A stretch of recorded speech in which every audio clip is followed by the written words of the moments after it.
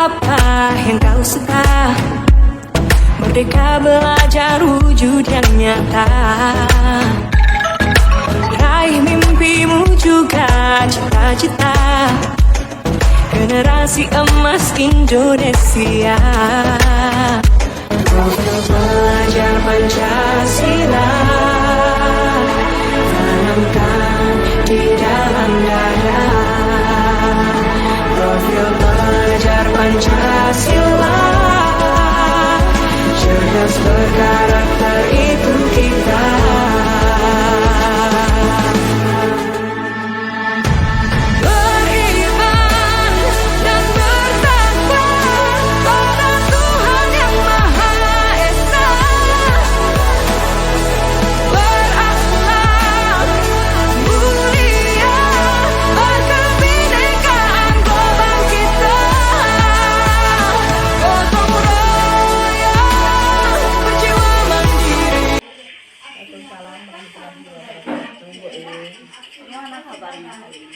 Alhamdulillah baik.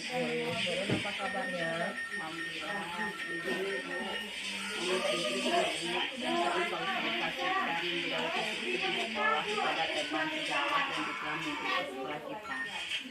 Bagus ya Bu, ini apa bulan apa soalnya?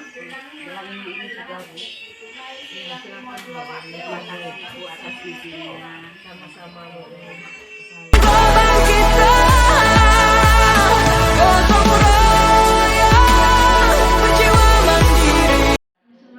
Waalaikumsalam warahmatullahi wabarakatuh. Puji syukur kita ucapkan kehadirat Allah Subhanahu wa Ta'ala karena berkat rahmat dan hidayahnya sampai saat ini kita masih diberi kesehatan dan kesempatan sehingga kita dapat berkumpul di dalam diskusi seminasi budaya positif. Tak lupa pula kita kirimkan selawat beriring salam kepada Nabi besar kita yakni Nabi besar Muhammad Sallallahu Alaihi Wasallam yang telah membawa kita dari zaman kebodohan ke zaman yang berilmu pengetahuan seperti yang telah kita rasakan. Yang saya hormati Kepala Sekolah SDN 14 Kota Besar, yang saya hormati rekan sejawat saya yang telah meluangkan waktunya dalam diseminasi beliau pada hari ini. Sebelumnya saya sebagai calon penggerak angkatan 10 terima kasih sebesar-besarnya kepada ibu-ibu yang telah hadir pada hari ini, dan selanjutnya acara kita dimulai pembukaan dari Kepala Sekolah SDN 14 Kota Besar.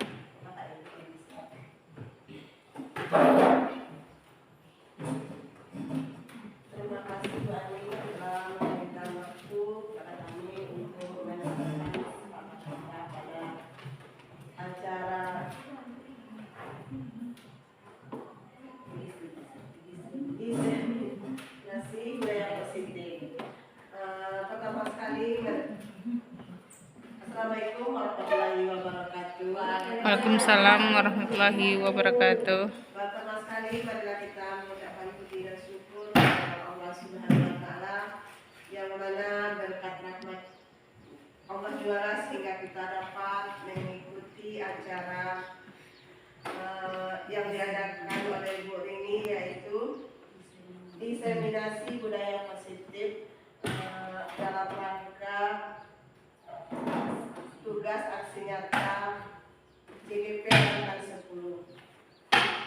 Selanjutnya selawat beserta salam tidak lupa dikirimkan kepada Nabi besar kita yakni Nabi Muhammad SAW, yang mana berkat rahmat, yang mana beliau telah meninggalkan dua pusaka di muka bumi ini yang apabila kita berpegang teguh kepada keduanya niscaya hidup kita akan selamat sampai ke akhir nanti.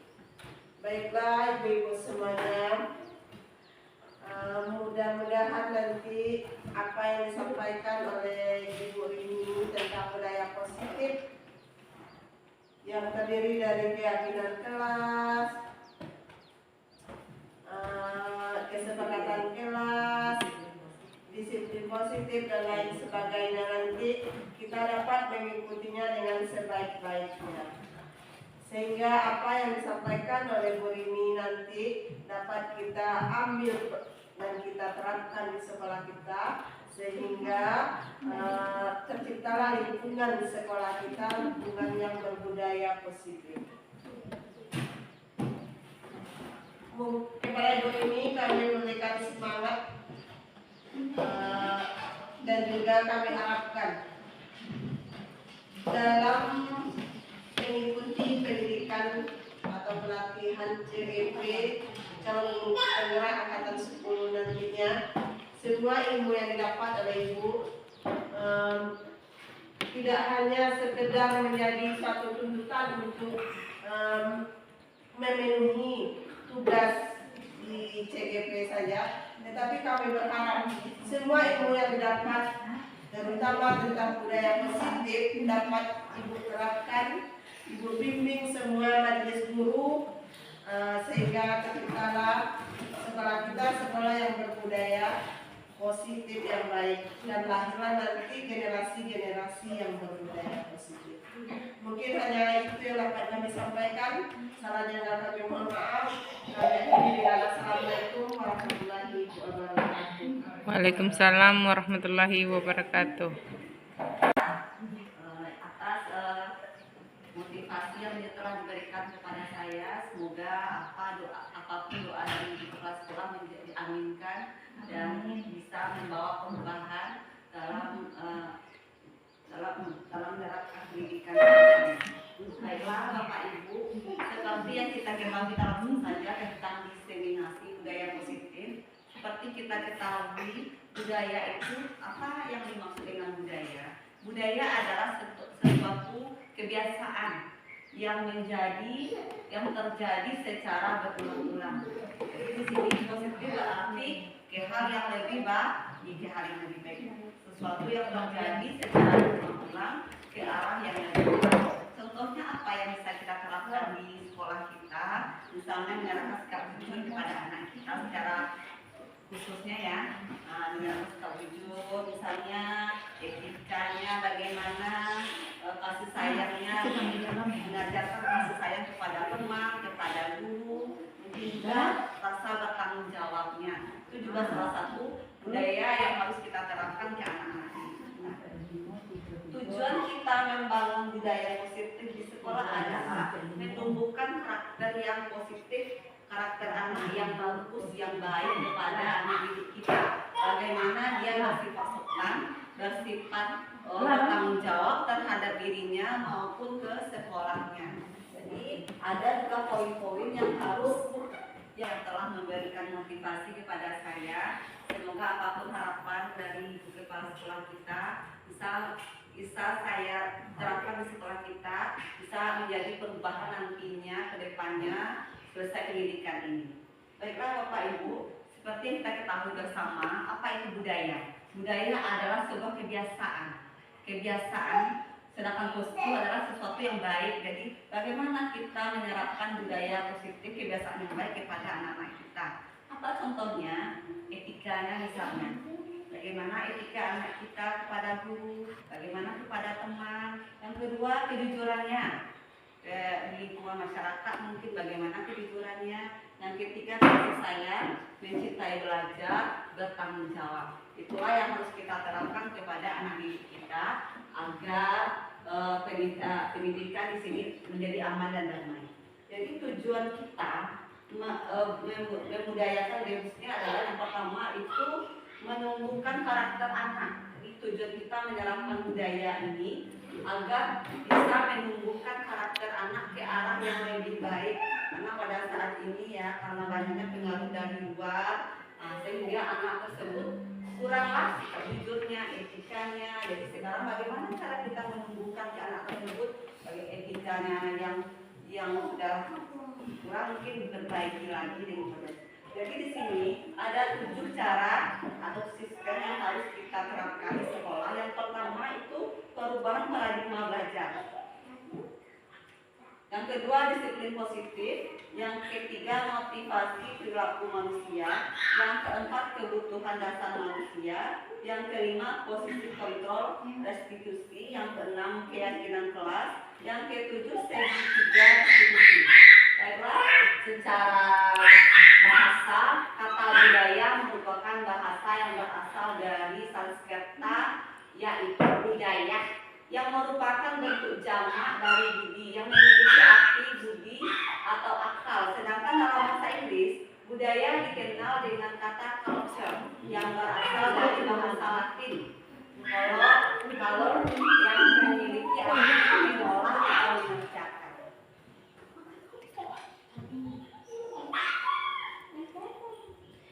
Jadi, budaya positif di sekolah inilah nilai-nilai keyakinan dan kebiasaan di sekolah yang berpihak pada murid. Jadi kita di sini dituntut untuk berpihak kepada murid, dapat berkembang menjadi pribadi yang kritis, penuh hormat dan bertanggung jawab. Perubahan yang pertama, tadi ada perubahan paradigma budaya positif. Menurut Dr. William Bresser dalam counter teorinya mengatakan bahwa ilusi guru mengontrol murid, ilusi bahwa semua penguatan positif efektif dan bermanfaat, ilusi bahwa kritik dan membuat orang merasa bersalah dapat menguatkan karakter, ilusi bahwa orang dewasa memiliki hak untuk memaksa. Jadi apa maksud dari paparan Dr. William Bresser ini? Mari kita simak bersama. Ilusi guru mengontrol murid. Pada dasarnya kita tidak dapat memaksa murid untuk berbuat sesuatu yang kita inginkan. Jikalau murid tersebut memiliki untuk tidak melakukannya, walaupun tampaknya kita sedang mengontrol perilakunya, sebagai seorang guru kita tidak boleh memaksakan kehendak kita. Itu disebut dengan ilusi mengontrol murid. Bentuk kontrol guru menjadi kebutuhan dasar yang dipilih murid tersebut. Teori kontrol menyatakan bahwa semua perilaku memiliki tujuan, bahkan terhadap perilaku yang disukai. Jadi Bapak Ibu, kita tidak boleh memaksakan kehendak kita terhadap murid. Yang kedua, ilusi bahwa semua penguatan positif, efektif dan bermanfaat. Penguatan positif atau bujukan adalah bentuk-bentuk kontrol segala usaha untuk mempengaruhi murid agar mengulangi suatu perilaku tertentu. Adalah suatu usaha untuk mengontrol murid tersebut. Jangka waktu tertentu, kemungkinan murid tersebut akan menyadari dan mencoba untuk menolak bujukan kita. Jadi kita juga tidak boleh ilusi bahwa semua penguatan positif dan bermanfaat. Tidak semuanya bermanfaat ya Bapak Ibu. Yang selanjutnya, ilusi bahwa kritik dan membuat orang merasa bersalah dapat membuatkan karakter. Jadi kalau kita mengambil keputusan membuat murid merasa bersalah terhadap tindak lakunya, itu juga bukan sebuah solusi mengubah karakter murid. Di sini dikatakan menggunakan kritik dan merasa bersalah untuk mengontrol murid itu bukanlah salah satu hal yang wajar. Mereka belajar untuk merasa buruk tentang dirinya. Mereka mengembangkan dialog diri yang negatif, kadang kata sulit bagi guru untuk mengidentifikasi bahwa murid melakukan itu. Jadi kalau kita menggunakan ilusi ini, murid itu hanya mematuhi kita karena rasa bersalahnya saja. Di suatu saat mungkin dia akan mengulangi lagi perbuatan-perbuatan yang dia lakukan. Jadi yang tiga ini tidak bagus untuk kita terapkan yang Bapak Ibu. Yang kedua, ilusi bahwa orang dewasa memiliki hak untuk memaksa. Banyak orang dewasa yang percaya bahwa mereka memiliki tanggung jawab terhadap murid-muridnya. Apapun yang dilakukan dapat diterima selama ada kemajuan. Menurut pikiran kita ya Bapak Ibu, berdasarkan sebuah pengukuran kinerja, pada saat itu pula orang dewasa akan menyadari bahwa perilaku memaksa tidak akan efektif untuk jangka waktu panjang terhadap murid kita. Jadi kita juga tidak boleh memaksakan kehendak terhadap murid. Jadi kira-kira itulah ilusi menurut dokter. Yang selanjutnya disiplin positif. Arti disiplin dan 3 motivasi perilaku manusia. Jadi disiplin itu berasal dari bahasa Latin disiplin, yang artinya belajar makna asal kata. Ini berkonotasi dengan disiplin diri dari murid-murid. Disiplin ini membuat orang menggali potensinya menuju sebuah tujuan. Apa yang dia hargai. Dalam budaya kita maknai kata disiplin telah berubah menjadi sesuatu yang dilakukan seseorang pada orang lain untuk mendapatkan kepatuhan. Jadi disiplin itu adalah sebuah bagaimana orang itu mematuhi aturan yang kita buat. Itu yang di sini. Kecenderungan umum adalah menghubungkan kata disiplin dengan ketidaknyamanan. Jadi jika kita menerapkan kata ini, di anak tersebut tidak nyaman ya, bukan apa yang kita hargai atau kita capai. Ketika mendengar kata disiplin, apa yang terbayang di benak Anda? Kira-kira Bapak Ibu, ketika mendengar kata disiplin, apa yang terlintas di benak kita? Peraturan enggak? Tidak boleh seperti ini, dapat waktu, seperti itu ya.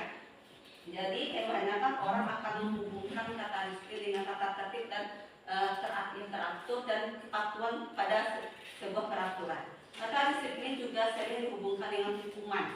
Jika anak tidak mematuhi disiplin, tentunya ada sebuah hukuman yang menanti mereka. Padahal itu sungguh berbeda. Disiplin berbeda dengan hukuman. Sini justru itu adalah salah satu alternatif terakhir dan kalau perlu tidak digunakan sama sekali. Jadi dalam budaya kita makna kata disiplin dimaknai menjadi sesuatu yang dilakukan seseorang pada orang lain untuk mendapatkan kepatuhan. Selama ini itu yang kita dapatkan, bagaimana murid itu patuh kepada kita, patuh terhadap aturan yang telah kita buat agar terciptanya kedamaian dan ketentraman di sekolah kita. Padahal yang kita lakukan itu salah Bapak Ibu. Nanti akan dijelaskan di sini. Motivasi perilaku manusia. Jadi dalam perilaku manusia itu ada 3 motivasinya. Yang pertama, dia termotivasi hanya karena untuk menghindari ketidaknyamanan atau hukuman. Mereka mungkin mematuhi aturan yang kita buat itu hanya karena menghindari ketidaknyamanan, bukan dari hati atau sanubari anak tersebut. Yang kedua, untuk mendapatkan imbalan. Mereka mematuhi aturan mungkin seragam lengkap, mungkin ada hadiah atau reward yang akan diberikan, dijanjikan hanya karena itu. Yang ketiga, untuk menjadi orang yang mereka inginkan dan menghargai diri sendiri dengan nilai-nilai yang mereka percaya. Jadi ketiga ini 1, 2 itu Bapak Ibu, kalau kita terlalu menegakkan disiplin hanya karena untuk menghindari ketidaknyamanan itu tidak akan bertahan lama. Selesai dari sekolah ini mungkin di luar sana mereka bisa berbuat seenaknya saja. Hanya takut karena peraturan, bukan dari hati. Di sini kita bagaimana caranya kita menerapkan disiplin itu menjiwai ke hati anak-anak tersebut, terbawa sama dia sampai dia nanti sudah dewasa.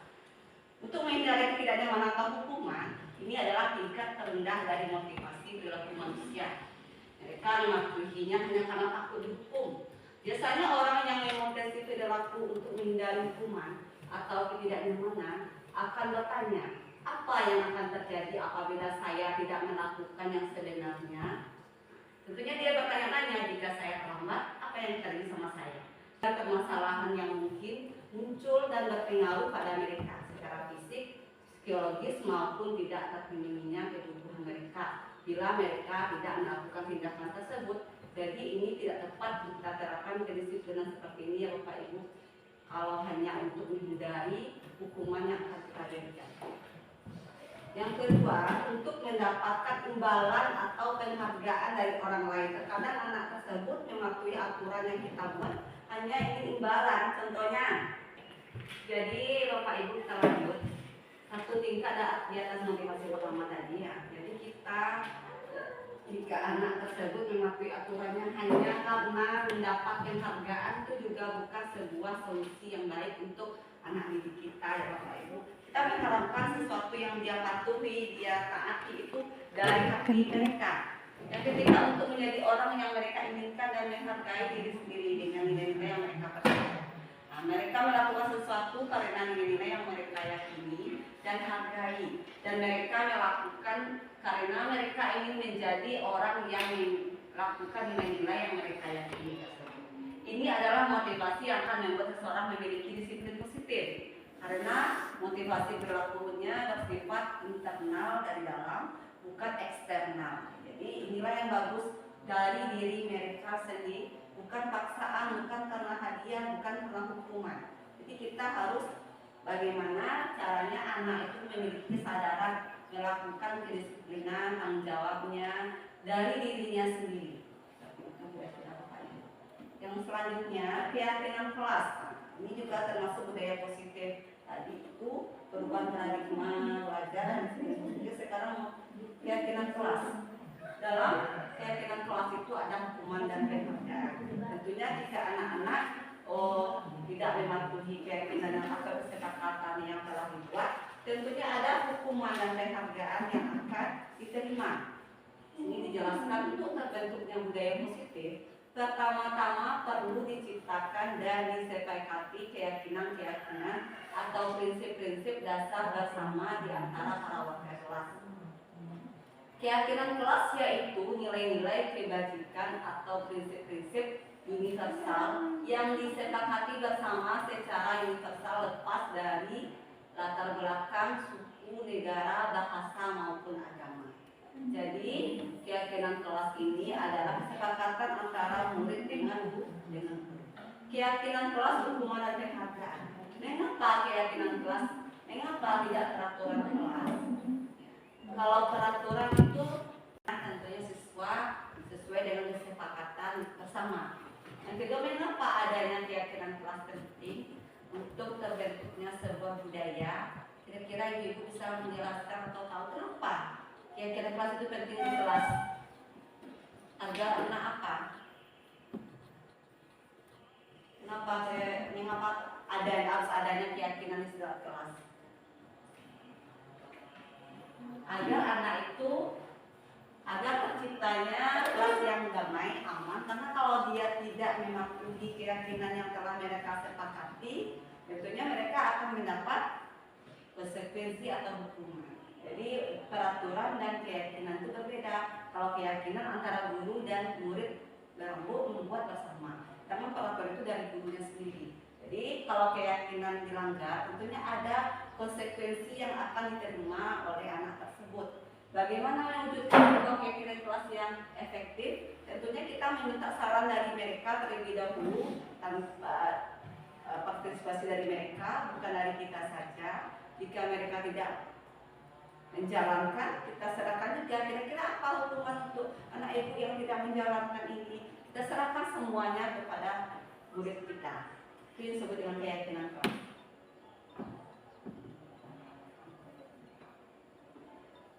Suatu keyakinan akan lebih memotivasi seseorang dari dalam atau memotivasi secara implisit seseorang akan lebih tergerak dan bersemangat untuk menjalankan keyakinannya daripada hanya sekedar mengikuti serangkaian peraturan. Jadi keyakinan ini mereka karena membuat sendiri, mereka lebih bersemangat mematuhi aturan yang telah ada, kesepakatan yang telah mereka buat.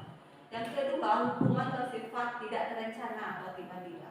Maksudnya hukuman bersifat satu arah dari pihak guru yang memberikan dan murid hanya menerima suatu hukuman tanpa suatu diskusi atau pengarahan dari pihak guru, baik sebelum atau sesudahnya. Hukuman yang diberikan bisa berupa fisik maupun verbal, dan murid disakiti tanpa menyakiti murid ya. Jadi hukumannya itu sesuai dengan kesepakatan yang telah dibuat juga, yang telah disepakati bersama.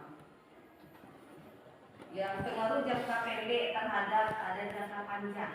Penghargaan berlaku untuk mendapatkan seseorang melakukan sesuatu dalam jangka waktu pendek. Jadi kalau kita memberikan penghargaan terhadap murid kita yang mematuhi disiplin, itu hanya jangka pendek, karena bukan dari kesadaran mereka. Jika kita menggunakan penghargaan lagi dan lagi, maka orang tersebut akan bergantung pada penghargaan tersebut. Tidak ada inisiatif dari dirinya untuk berubah karakternya. Jika kita mendapatkan penghargaan untuk melakukan sesuatu yang baik, maka selain kita senantiasa berharap mendapatkan penghargaan tersebut, kita juga akan menyadari tindakan baik yang kita lakukan. Jadi harusnya kita yang selanjutnya, penghargaan tidak efektif. Jadi penghargaan itu tidak efektif adalah suatu benda atau peristiwa yang diinginkan oleh anak-anak kita, tetapi tidak efektif untuk merubah karakter mereka. jika Anda melakukan hal ini, Anda akan mendapatkan penghargaan. Jika tidak melakukan, tidak akan mendapatkan. Nah, jadi ini tidak efektif untuk menegakkan disiplin sekolah ya. Penghargaan merusak hubungan, jadi penghargaan juga akan merusak hubungan seseorang, akan merasa iri terhadap temannya yang mendapat. Kadang-kadang mereka juga melakukan disiplin tersebut kadang kurang cepat saja. Nah, sehingga teman yang mendapatkan penghargaan itu merasa dirinya di atas teman yang tidak, padahal mereka sama-sama melakukannya. Penghargaan mengurangi ketepatan. Anak-anak diminta mengingat kata-kata tertentu, kemudian mereka diminta mengambil kartu yang berisi kata-kata yang diingat tersebut. Setiap kali muncul, beberapa anak diberitahu saja bila jawabannya benar. Itu juga tidak efektif. Hasilnya anak-anak yang mendapatkan kartunya jawabannya banyak yang tidak tepat dibandingkan anak-anak yang hanya memberi tahu jawaban yang benar. Jadi itu juga tidak efektif ya. Penghargaan hukum. Jadi sebagai guru kita juga tidak boleh memberikan hukuman kepada anak kita ya. Mereka yang mendapat tarikh kedua akan merasa dihukum. Penghargaan dan hukuman adalah hal yang sama karena keduanya mencoba menghindari perilaku seseorang. Dan yang selanjutnya tentunya pembentukan keyakinan kelas. Dalam keyakinan kelas bersifat lebih abstrak daripada peraturan yang lebih rinci dan konkret. Keyakinan kelas berupa pernyataan universal. Yang ketiga, pernyataan keyakinan kelas senantiasa dibuat dalam bentuk positif. Keyakinan kelas hendaknya tidak terlalu banyak sehingga mudah diingat dan dipahami oleh semua murid. Tidak boleh terlalu banyak membuat kesepakatan kelasnya ya Bapak Ibu. 5, 4, jadi yang penting disepakati oleh semua murid yang ada di kelas tersebut. Keyakinan kelas hendaknya tidak terlalu banyak ya. Keyakinan kelas sebaiknya sesuatu yang dapat diterapkan di lingkungan sekolah. Semua warga kelas hendaknya ikut berkontribusi dalam pembuatan keyakinan kelas lewat kegiatan curah pendapat misalnya. Yang kedua, selanjutnya bersedia meninjau kembali keyakinan telah dibuat bersama. Pembentukan keyakinan kelas, salah satu kegiatan lain yang dapat dilakukan untuk memperdalam keyakinan kelas adalah mempelajari tanggung jawab setiap warga kelas. Keyakinan kelas bertanggung jawab setelah hak seorang adalah sesuatu yang diungkapkan oleh Ki Hajar Dewantara tentang menumbuhkan budaya yang merdeka. Yang kelima ada budaya positifnya itu kebutuhan dasar manusia. Sejatinya manusia itu memiliki kebutuhan ya Bapak Ibu. Yang pertama kebutuhan bertahan hidup. Yang kedua cinta dan kasih sayang. Yang ketiga penguasaan. Yang keempat kebebasan. Dan yang kelima kesenangan. Jadi kita ada 5 kebutuhan dasar manusia. Dan selain kebutuhan kita juga memiliki 5 posisi kontrol. Yang pertama penghukum. Ada guru sebagai penghukum, ada juga sebagai pembuat orang merasa ada salah, ada juga guru itu bersifat sebagai teman, ada juga sebagai monitor hanya sebagai pemantau, ada juga sebagai manajer. Jadi dari kelima ini posisi yang mana yang sebaiknya kita terapkan terhadap anak-anak kita? Posisi yang baik kita terapkan adalah sebagai manajer. Di dalam posisi kontrol sebagai manajer ini kita diminta anak tersebut untuk menyelesaikan masalah yang telah mereka buat sendiri. Yang ketiga, segitiga restitusi. Restitusi adalah proses menciptakan kondisi bagi murid untuk memperbaiki kesalahan mereka. Ini yang manajer Bapak Ibu. Sehingga mereka bisa kembali pada kelompok mereka dengan karakter yang lebih kuat. Restitusi juga adalah proses kolaboratif yang mengajarkan murid untuk mencari solusi untuk masalahnya dan membantu murid berpikir tentang masalah dan membantu berpikir tentang orang seperti apa mereka inginkan dan bagaimana mereka harus memperlakukan orang lain. Restitusi membantu murid menjadi lebih memiliki tujuan, memiliki disiplin positif, dan menuliskan dirinya setelah berbuat salah. Penekanannya bukanlah pada bagaimana berlaku untuk menyenangkan orang lain atau menghindari ketidaknyamanan. Ciri-ciri restitusi. Yang pertama, restitusi untuk menembus kesalahan. Yang kedua, restitusi memperbaiki hubungan. Yang ketiga, restitusi adalah tawaran atau bukan paksaan. Yang keempat, restitusi menuntun untuk melihat ke dalam diri. Yang kelima, restitusi mencari kebutuhan dasar yang mendasari tindakan. Yang keenam, restitusi diri adalah cara yang paling baik. Yang ketujuh, restitusi fokus pada karakter bukan pada tindakan. Yang kedelapan, restitusi menguatkan. Yang kesembilan, restitusi fokus pada solusi. Dan selanjutnya, restitusi mengembalikan murid yang berbuat salah pada kelompoknya. Mungkin itu saja, Bapak Ibu, itulah keterangan atau penjelasan kita pada hari ini tentang diseminasi budaya positif. Ya, apa saja budaya yang bisa kita terapkan kepada anak-anak kita nantinya di dalam proses pembelajaran. Jadi tadi ada 7 budaya yang harus kita terapkan. Yang pertama sudah dijelaskan tadi, penilaian paradigma belajar. Jadi bagaimana penilaian paradigma belajar. Yang kedua, apa itu disiplin positif yang bagaimana harusnya kita terapkan. Bolehkah kita memberikan hukuman kalau anak tersebut tidak mematuhi disiplin yang kita buat. Yang ketiga, motivasi perilaku manusia. Kira-kira bagaimana cara manusia itu termotivasi? Ada 3 tadi ya Bapak Ibu. Yang keempat, kebutuhan dasar manusia. Jadi manusia itu memiliki 5 kebutuhan dasar. Yang keenam, posisi kontrol restitusi. Yang ketujuh, keyakinan kelas. Bagaimana cara kita membuat sebuah keyakinan di kelas atau kesepakatan kelas. Yang kelima, segitiga restitusi. Mungkin hanya itu penjelasan saya tentang diseminasi budaya positif. Mungkin dari Ibu ada tanggapan. Persilakan.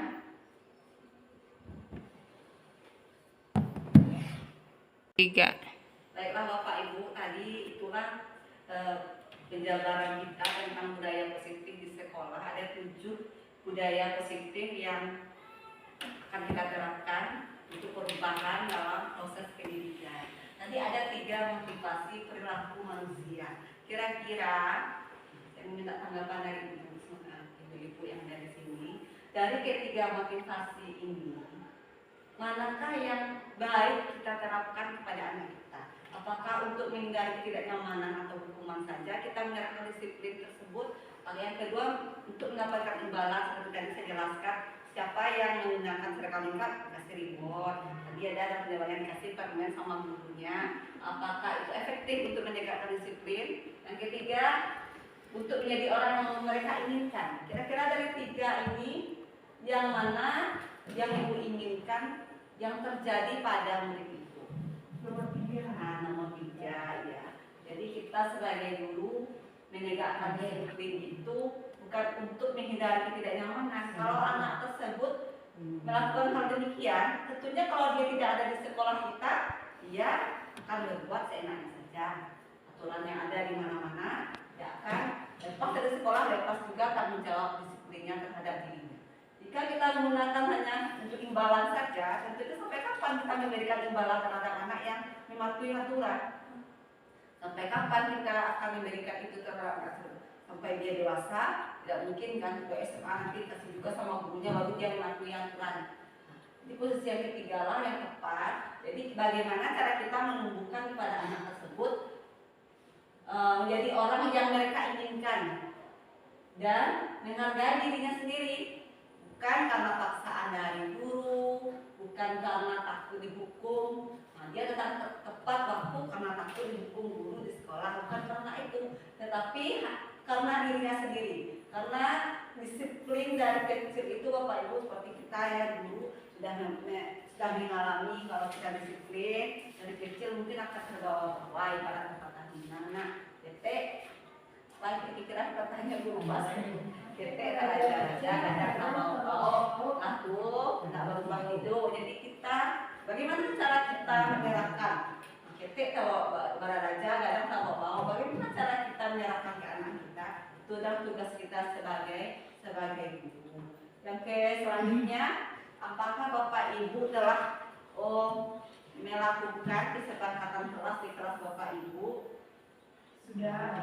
Kira-kira bagaimana tanggapan dari murid kita? Apakah semuanya menyepakati atau masih ada yang melanggar kesepakatan kelas yang telah dibuat? Pada umumnya sudah mematuhi, tapi ada beberapa yang ada melanggar. Ya, alhamdulillah berarti sudah, karena kesepakatan dengan peraturan berbeda ya Bapak. Peraturan itu dibuat sendiri oleh Ibu. Kalau kesepakatan itu kita mau bersama murid kita sesuai dengan yang mereka inginkan. Misalnya datang tepat waktu, kita tanyakan sama mereka, kira-kira anak itu setuju nggak datang tepat waktu semuanya? Kalau enggak, ya aku setuju. Kalau enggak datang tepat waktu, kira-kira besok hukum atau konsekuensinya apa? Kita serahkan kepada mereka semuanya. Dengan kita yang ngomong. Jadi kalau mereka melanggar, mereka tahu kesalahan apa yang akan, hukuman apa yang akan mereka buat. Hukumannya pun ke hal yang positif saja ya Bapak Ibu, tidak boleh ke hal yang verbal, mungkin ke fisik, tidak boleh ya Bapak Ibu. Jadi itulah penyebaran kita hari ini. Semoga bisa memberikan manfaat kepada ibu-ibu untuk menerapkan budaya positif di sekolah kita sama murid, dekat sejawat mungkin, dan seluruh anggota yang ada di sekolah kita.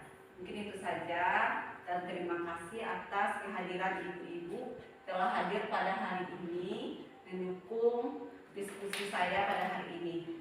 Dan saya akhiri, wabillahi taufiq wal hidayah. Assalamualaikum warahmatullahi wabarakatuh. Waalaikumsalam.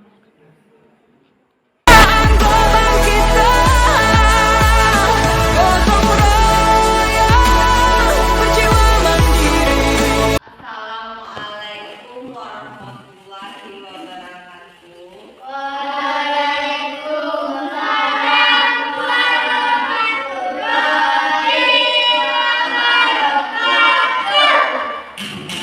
Bagaimana kabar anak ibu hari ini? Baik semuanya. Semuanya sehat. Randy bilang baik Randy. Ya. Hari ini sebelum belajar kita eskripsi sebentar ya. Tepuk semangat pastinya. Ya, satu, tepuk semangat.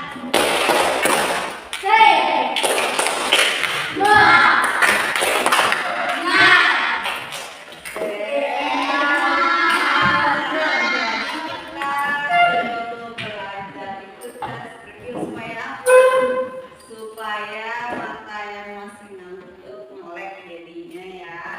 Jadi kita bisa belajar dengan fokus. Jadi semuanya udah sarapan sebelum belajar. Nah, sarapan itu sangat penting untuk apa?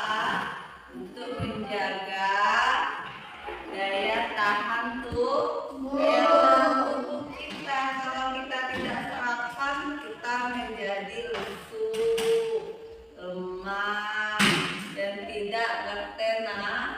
Nah, sekarang siapa yang bisa sebelum kita mulai kita berdoa sebentar ya. Sebelum kita mulai, silakan siapa yang biasa mimpin doa.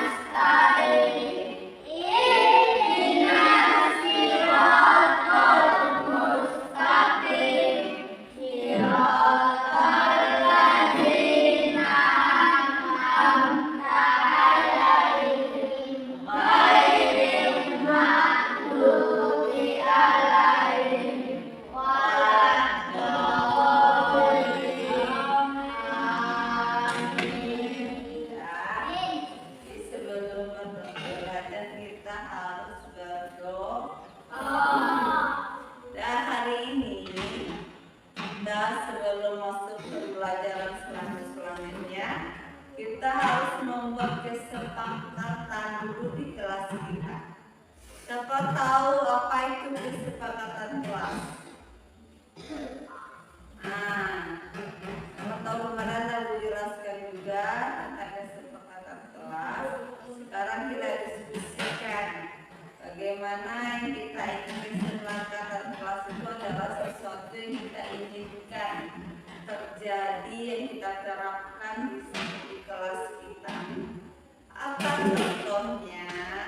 Contohnya tidak boleh datang terlambat. Apalagi tidak boleh buang sampah sembarangan. Apalagi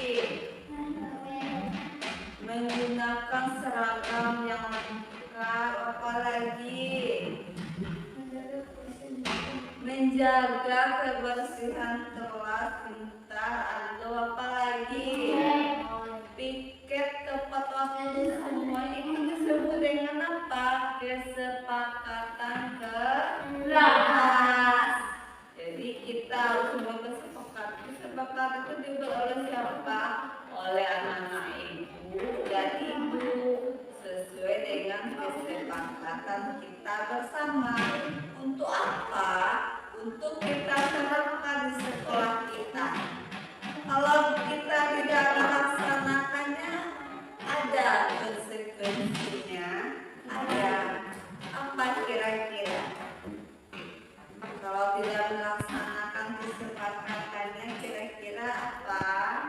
Nah, jadi semuanya itu harapkan setelah kita membuat kesepakatan kelas nantinya, semuanya bisa menerapkan, bisa bertanggung jawab atas semua yang diinginkan. Kamu ingin datang tepat waktu, harus datang tepat waktu. Semuanya harus datang tepat waktu sebelum masuk ke kelas. 7.15 kita udah masuk, ayah harus 7.15 semuanya udah datang ke sekolah. Berpakaian lengkap ya, semuanya harus berpakaian lengkap karena itu kesepakatan dari anak ibu semuanya. Misalnya lagi dalam belajar tidak boleh bersuara, tidak boleh meribut, tidak boleh jahilin teman. Itulah nanti sesuai dengan keinginan anak ibu. Apapun keinginan yang ada di pikirannya, tuangkan di kertas yang telah ibu berikan.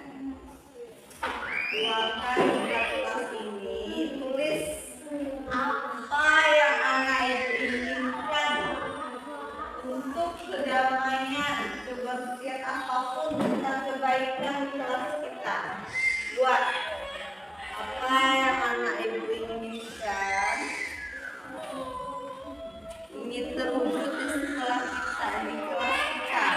Tulis ya, misalnya datang tepat waktu, boleh tulis, boleh 2, boleh 1, tulis semuanya. Misalnya ada pakaian lagi, silakan ditulis. Silakan ditulis sesuai dengan apa yang ada dalam hatinya. Ingin kelas kita seperti ini, ditulis di sana. Silakan ditulis kena. Nggak usah dibikin nama. Nggak usah dibikin nama, tulis saja. Bisa, boleh 2, boleh 1, boleh 3, boleh. Sesuai dengan keinginan anak ibu apa? Apa keinginannya yang terbaik untuk kelasnya, agar kelasnya damai, maju, tentram dalam proses pembelajaran. Tulis apa yang diinginkan.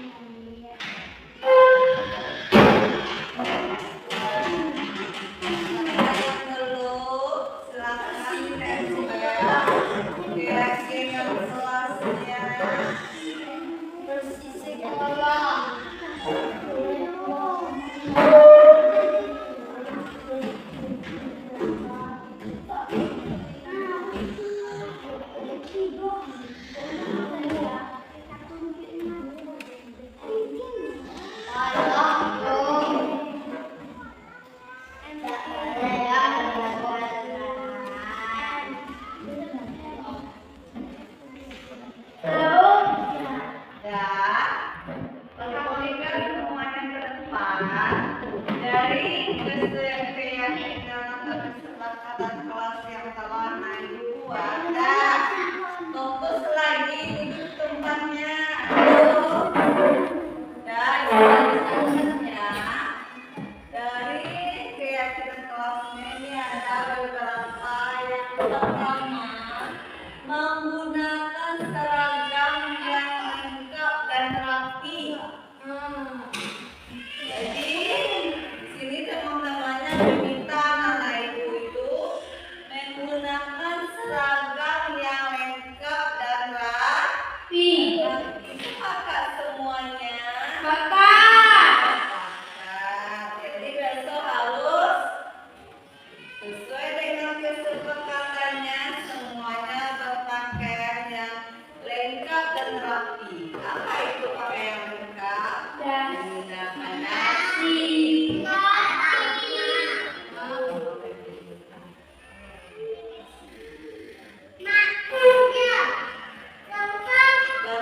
Pakai nasi, pakai sepatu, apa lagi?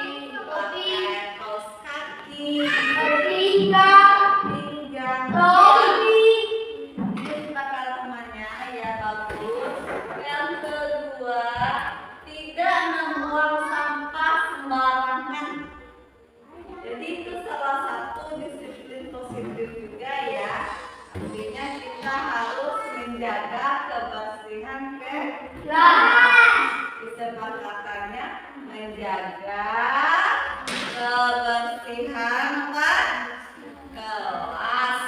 Tidak boleh membawa atau membuang sampah di dalam kelas ya. Itu ya kesepakatannya. Menikah. Benar ya. Yang ketiga, berangkat tepat waktu sama dengan belum ya. Berangkat tepat waktu artinya datang tepat waktu ya. Datang tepat waktu. Jadi semuanya sepakat untuk datang tepat waktu. Yang berapa kita datang ke sekolah? Jam 7:15 sudah masuk kan? Sudah berbaris di lapangan ya. Setuju semuanya dengan kesepakatan yang dibuat temannya? Setuju? Mana suaranya? Yang selanjutnya, membersihkan sekolah. Ada yang membuat membersihkan sekolah. Artinya membersihkan lingkungan rapi ya. Jadi kita bukan saja kelas saja yang akan kita bersihkan, halaman depannya, belakang kelasnya, kacanya juga harus dibersihkan. Seperti itu kesepakatan anak ibu semuanya ya. Membersihkan lingkungan sekolah katanya. Selanjutnya menjaga kebersihan kelas ya. Tidak bermain di kelas. Jadi kesepakatan ibu yang meminta tidak boleh bermain di kelas, baik dalam belajar maupun di luar pembelajaran. Misalnya pas istirahat, jika tidak ada yang berada di dalam kelas ya. Kalau istirahat itu beradanya di luar kan. Nah, ini yang kita sendiri tidak boleh bermain di kelas. Ya, nah itu semuanya tidak boleh bermain-main di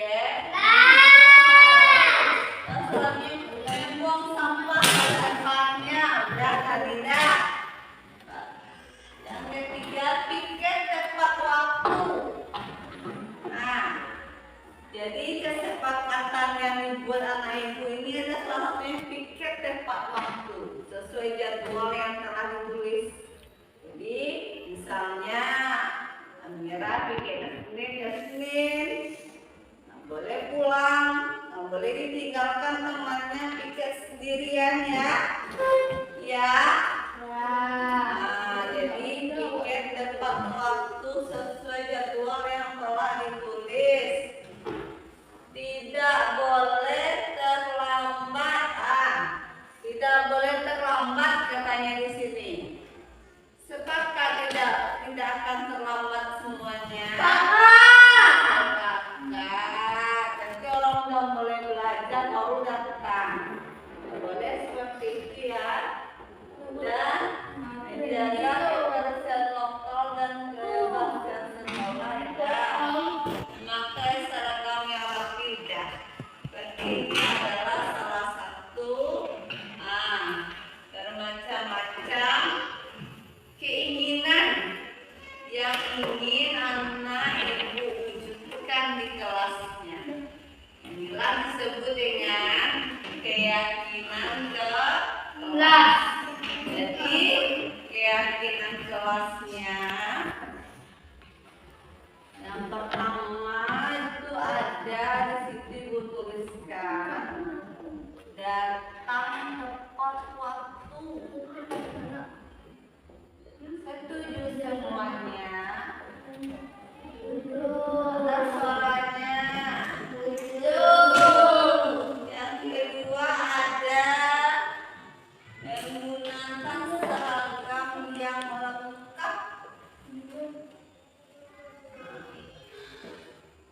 Menggunakan seragam rapi dan lengkap.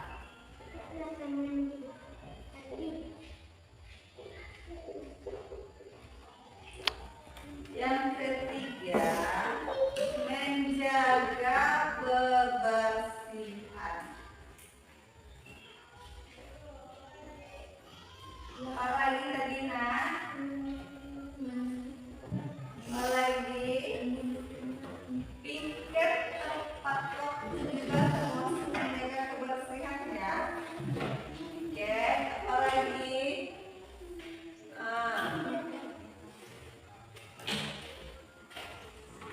Tidak membuang sampah sudah termasuk menjaga kebersihan. Apa lagi?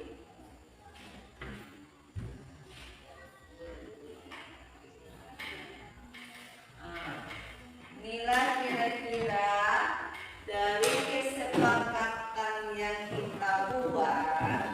Tentunya kita harus mematuhi aturannya, kesepakatan yang telah kita buat bersama. Dari kesepakatan kelas tadi ini sudah selesai. Ada beberapa keyakinan kelas yang di antaranya datang tepat waktu. Karena itu ibu minta untuk depannya tidak ada lagi yang terlambat. Kalau terlambat bagaimana? Misalnya disuruh ngapain? Disuruh misalnya hafal perkalian nanti pokoknya yang positif saja semuanya ya. Yang kedua, berpakaian rapi dan sopan dan seragam atau seragam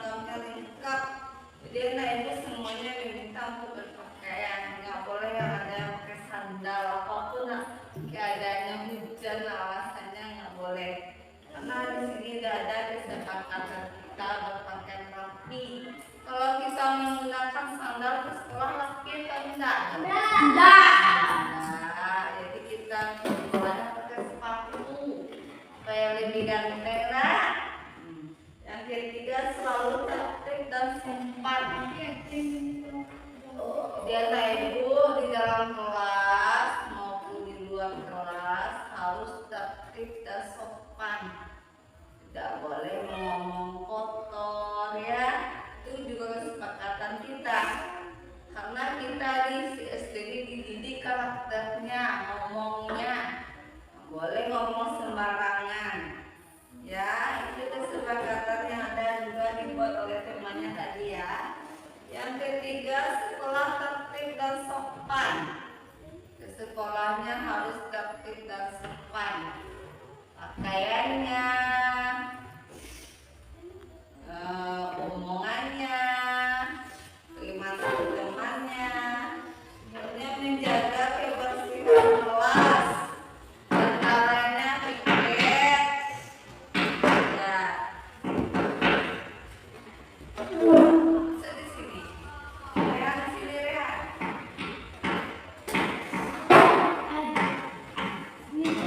Di antaranya piket tidak boleh meninggalkan temannya sendirian, pikirnya harus bersama-sama sesuai dengan jadwal yang telah kita buat ya, sesuai dengan jadwal yang telah kita buat. Itu bersama, bukan sendiri ya. Kerjaannya bersama, ibarat pepatah, pekerjaan yang berat akan menjadi ringan kalau kita kerjakan secara bersama. Di kesepakatannya menjaga kebersihan kelas. Siapa yang berkewajiban menjaganya? Semua warga yang ada di kelas, termasuk yang piket. Itu contoh sekali. Piket senang siapa? 3 orang, semuanya harus piket. Tidak boleh meninggalkan teman sendirian piket ya. Yang selanjutnya meminta izin jika berhalangan hadir. Nah, jika anak ibu ada sesuatu, itu kesepakatan kita ya, harus meminta izin dulu ke ibu. Nah, boleh melewati teman misalnya, boleh menggunakan grup WhatsApp yang telah kita buat. Misalnya sakit, tidak boleh diam-diam saja di rumah sakit, nggak memberi tahu ibu misalnya, kasih tahu gurunya misalnya, Bu saya izin sakit. Jadi kesepakatan kita meminta izin jika berhalangan hadir, apapun halangannya diberitahu kepada gurunya terlebih dahulu. Dan inilah hasil dari kesepakatan kelas yang telah anak-anak dibuat ya, yang telah dibuat bersama. Jadi ini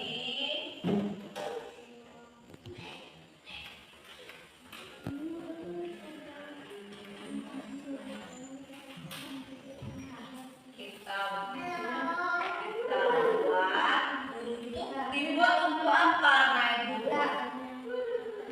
dibuat ini untuk apa tadi? Kita membuat kesepakatan ini untuk apa?